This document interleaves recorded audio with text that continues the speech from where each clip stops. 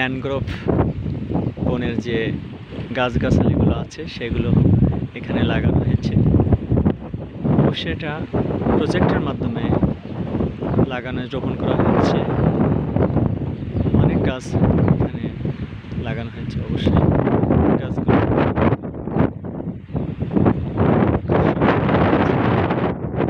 একটু বড় করে দেখানোর চেষ্টা করি। এখানে আছে বাইন গাছ, কাকলা গাছ, কেওড়া গাছ, বিশেষ করে যেগুলো সুন্দরবনে দেখা যায়। একসময় এই গাছগুলো বড় হলে এখানে